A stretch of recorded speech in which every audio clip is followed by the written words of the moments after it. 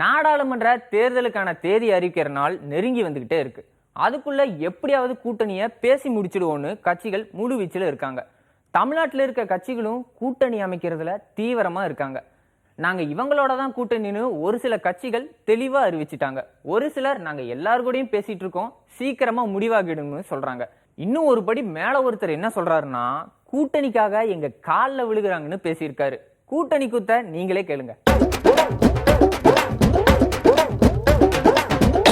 கூட்டணி கூட்டணி பலமான கூட்டணி கூட்டணி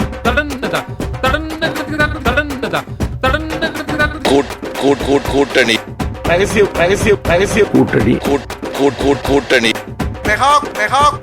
கூட்டணி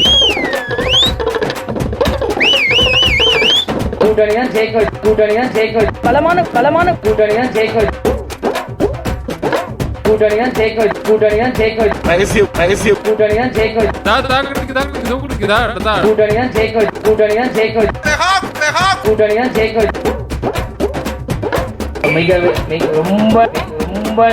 ரொம்ப நாட்கள் இல்ல ஒரு 10 நாள் வெயிட் பண்ணிட்டீங்க இல்லையா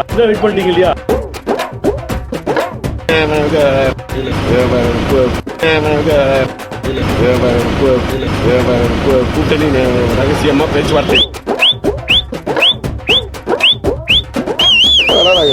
அது என்ன ஒரு முடிவு அது என்ன ஒரு முடிவு இறுதி முடிவு எடுக்காம நம்ம எதுவும் சொல்லக்கூடாது.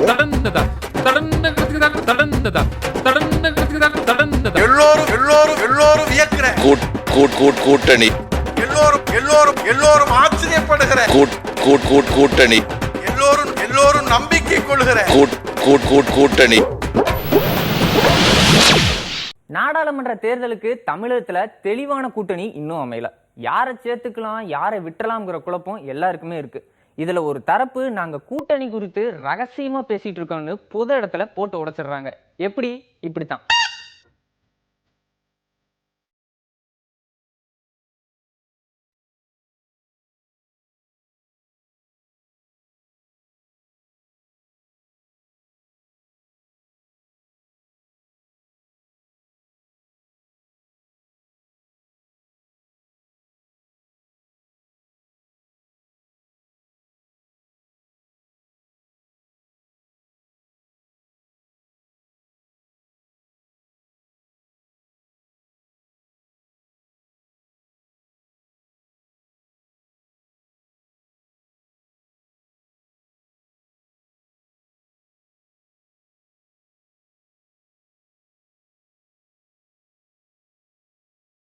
அண்ணாத்த இது வரைக்கும் நம்ம ஊர் சார்ந்து நாடு சார்ந்து தான் பேசிக்கிட்டு இருந்தாரு. இப்ப திடீர்னு இன்டர்நேஷனல் பக்கம் தாவி இருக்காரு. நம்ம பாட புத்தகத்துல நார்த் போல் சவுத் போல்னு படிச்சிருப்போம். இப்ப இவர் பேச போறது இன்டர்போல். அதாங்க சர்வதேச போலீஸ் பற்றி. அஜித் நடிச்ச பில்லா படத்துல கூட பார்த்திருக்குமே, அதேதான். அந்த இன்டர்போல் பத்தி தான் அவரோட ஸ்டைல்ல பேசுறாரு. வாங்க கேட்போம். எல்லா சந்துங்க வணக்கம் மாமே. நான் எப்படி இருக்கீங்க? பக்கவாக்குறீங்களா? அப்புறம் மாமே இந்த லவ் ஸ்டைல் எடி போச்சு, குஜால் மசாலா போச்சா? சரி அத்தை விடு மாமே. கொஞ்ச நாளுக்கு முன்னாடி நியூஸ் ஒன்று பச்சியா? இந்த இன்டர்போல் தலைவர் காணாமல் போட்டாரா மாமே. ஆங்குவாயி என்னது மொக்க மாங்காயா? அப்பெல்லாம் கலாசனிக்காத மாமே. அது மொக்க மாங்காயெல்லாம் கிடையாது, ஆங்குவாய். சரி அந்த மேட்டை தட்டி விடு. அது யார் அது இன்டர்போல் தட்டிங்க அப்படின்னு கேட்டுக்கிறியா? அத்தை சொல்ல தானே அண்ணத்தை வந்துக்கிறேன் மாமே. இன்டர்போல் தடி அப்படின்னா என்ன மாமே? கரெக்டாக சொல்கிறேன் கேளு. இந்த தமிழ்நாட்டு தடிங்களோட ஹெட் ஆஃபீஸ் எங்கே தான் இருக்குது? மெரினா பீச் அங்கே இருக்குது மாமே. அதை தான் அடிக்கடி நியூஸில் டிஜிபி ஆஃபீஸ்னு கூணிடுறாங்க மாமே. இந்த மாதிரி இந்த இன்டர்போல் தடிங்களோட ஹெட் ஆஃபீஸ் எங்கே தான் இருக்குது?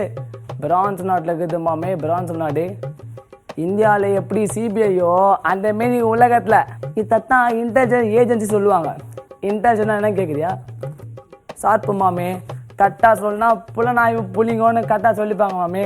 அதே தான். நீ ஏதாச்சும் சிக்கன் குத்துட்டு இந்த உலகத்தில் இருக்கிற ஏதாச்சும் ஒரு நாட்டில் போய் குஞ்சு நின்னா வச்சுக்க மாமே.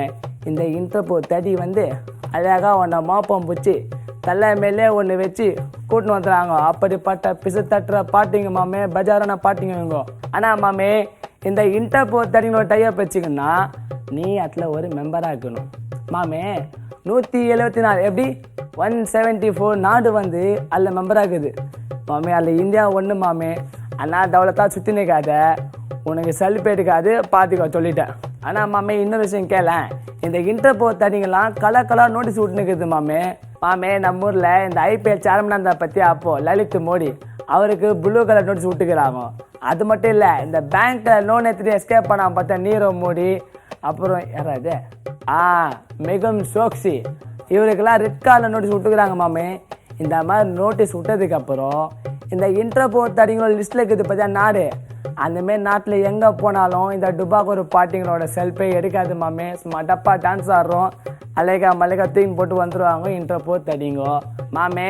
சிம்பிளாக சொன்னாங்க, தமிழ்நாட்டு போலீஸ் மாரி இந்த இன்டர்போல் தடிங்கெல்லாம் உலக லெவல் போலீஸ் மாமே. கரெக்டாக சொல்லினா கரெக்டாக காலில் போட்டுக்கோ. கரெக்டா நமக்கும் பச்சை கால் நோட்டீஸ் வந்துக்குது மைமாண்டேருந்து. நான் கரெக்டா தப்பாக தான் போகிறேன். சரி போகிற போகல ஒரு மேட்டை தட்டி விடலான்னு வந்தேன், வரேன். இந்த வாரம் தமிழக அரசியல் தலைவர்களின் உரையிலிருந்து விழுந்த வார்த்தைகளை எடுத்து மாலையை தொடுத்து தந்திருக்கோம், பார்க்கலாம் வாங்க. எவ்வளவு ஆண்கள் இங்க ஜாஸ்தியா இருக்கீங்களோ அவருக்கு ஈக்குவல் பெண்களும் இருக்காங்க. இல்ல எப்படா ஓஞ்சி போச்சுன்றீங்க எனக்கு சுத்தமா புரியல. ஆண்கள்லாம் எனக்கு கேப்டனாகவும் பெண்களும் எனக்கு எங்க அம்மா பிரேமலதாவும் தான் என் கண்ணுக்கு தெரியுறீங்க. ஸ்மார்ட் சிட்டி உருவாகல, மோடி தான் ஸ்மார்ட்டாக போயிட்டு இருக்கிறாரு. ட்ரெஸ்ஸை போட்டுக்கிட்டு தொப்பியை போட்டுக்கிட்டு.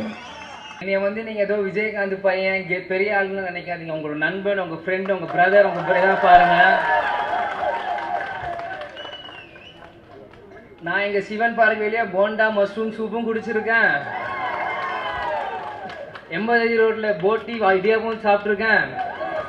இதே வடபழனி கிரீன் பார்க்ல பெரிய ஃபுட்டும் சாப்பிட்டுருக்கேன். அண்ணாவுக்கும் கலைஞருக்குமான அன்பை சொல்லித்தான் நாம் சொல்லுகிறோம்.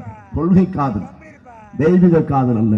அண்ணாவுக்கும் கலைஞருக்கும் இருந்த காதல் அது கொள்கை காதல். ஆனா இந்த எதிர்கட்சியில 22 கூட்டணின்னு சொல்றாங்களே, 0 1 இருந்தா என்ன, 22 0 இருந்தா என்ன, 50 0 இருந்தா என்ன, 0 0 தான். 0 + 0 + 0 + 0 இஸ் ஈக்குவல் டு 0. இந்த வாரம் எங்களை என்னென்ன செய்திகள்லாம் தாக்கத்தை ஏற்படுத்துச்சுன்னு சொல்றாங்க, வாங்க கேட்கலாம். காதல் இருக்கிறது வெரி சிம்பிளாக தான் போச்சுங்க. நான் மெயின் ரோட்டில் தான் இருக்கேன். முன்ன மாதிரி போன வருஷம் மாதிரி இந்த வருஷம் அவ்வளோ நல்லா இல்லை. காதல் நல்லா போயிருக்கு, பட் வந்து நான் அந்த ரேஞ்சில் நான் இப்போ இல்லை சார். இதே மாதிரி தான் 3 பேர் தான் இருந்தோம். காதல் தினம் வந்து ஒரு வீண் வேலை இல்லாதவங்களுக்கு அவங்களுக்கு தான் இந்த காதல் தினம் வந்து கொண்டாடுறாங்க. நாங்கள் சிங்கிள் நானா லவ்ஸ் டேலாம் செலிப்ரேட் பண்ணலாம். இன்றைக்கி தான் சிங்கிள் டே, ஆனால் இன்றைக்கி தான் நாங்கள் செலிப்ரேட் பண்ணுறோம். அதாவது வயசுக்கு வந்த கோளாறு, அதை நம்ம ஒன்றுமே செய்ய முடியாது. ப்ரோ நாங்கெல்லாம் லவ் ஃபெயிலியர் ப்ரோ. லவ்வர்ஸ் டேவா இங்கே வந்து பார்த்தா எல்லா ஜோடியாக இருக்காங்க. நான் இவன் கூட வந்தேன். இதான் எலெக்ஷனுக்காக கொடுக்குறாங்களா இல்லை நிரந்தரமாக கொடுக்க போகிறாங்களா மாதம் மாதம்? நல்ல கருத்து தாங்க, வரவேற்கத்தக்க விஷயம் தான். அது எவ்வளோ பேர் கஷ்டப்பட்டுருக்கிறாங்க. அது வந்து இந்த டைமில் சொன்னது சரி கிடையாது. என்ன தேவை அவங்களுக்குன்றத முன்னாடியிலேருந்து பண்ணாலே இது கொடுக்கணுன்றது அவசியம் கிடையாது. ஆக்சுவலாக அந்த திட்டத்தை நான் வரவேற்கிறோம். ஆனால் வந்து அது ஒழுங்கான ஏழை குடும்பங்களுக்கு சேரதாக இருந்தாங்க அது பொதுமக்கள் எல்லாரும் பாராட்டுறோம். இந்த 2000 கொடுக்கறதுக்கு ஒரு வீட்டுக்குள்ளே இருக்கிற இளைஞர் பசங்களாம் இருக்கிறாங்க, வேலை வாய்ப்பு இல்லாமல், அவங்களுக்கு வந்து ஒரு கவர்மெண்ட் வேலை தாங்க. கஷ்டப்படுறவங்களுக்கு கொடுத்தா அது யூஸ்ஃபுல்லாக இருக்கும் கன்ஃபார்மாக.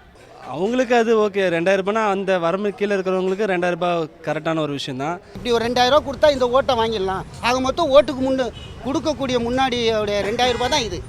இப்போ எலெக்ஷன் டைமில் இந்த மாதிரி அறிவு பண்ணால் எல்லாருக்குமே அதை அப்படி தான் நினைக்க தோணும். இது பொதுமக்கள் வந்து இந்த மெட்ரோ ட்ரெயின் வந்து வரவேற்கிறோம்.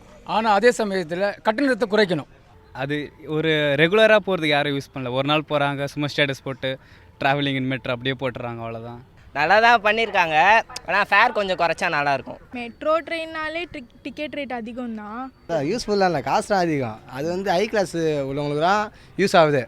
நம்மள வந்து எப்படி ஒரு பிளான் இருக்குன்னா அது வந்து எல்லாருமே வந்து பயன்படுத்துகிற மாதிரி இருக்கலாம். இப்போ மெட்ரோங்கிறது ஒரு நல்ல விஷயந்தான், எல்லாமே பயன்படுத்துகிறாங்களா அப்படின்னா நோ. கொஞ்சம் டிக்கெட் ரேட் அதிகம், பட் ரொம்ப டைம் வந்து சீக்கிரமாக இருந்தால் ஈஸியாக போயிடலாம் எங்கே இருந்தாலும். இந்த இடத்துக்கு போகிறதுக்குள்ளே இவ்வளோ, அதுக்கு ஆட்டோவில் போகிறதுக்கே முடியாதவங்க ஒரு 50 ரூபா கேட்கறதுக்கு ஒரு 30 ரூபா பேரம் பேசுகிறவங்க மெட்ரோ ட்ரெயினில் எப்படி போவாங்க? இந்த வாரத்தோட செய்திகளோட சாரத்தை சுவைகுறையாமல் உங்கள் மனசில் தூணுது மாதிரி அடுத்த வாரமும் உங்களை சந்திக்க வர்றேன். அது வரைக்கும் நன்றி, வணக்கம்.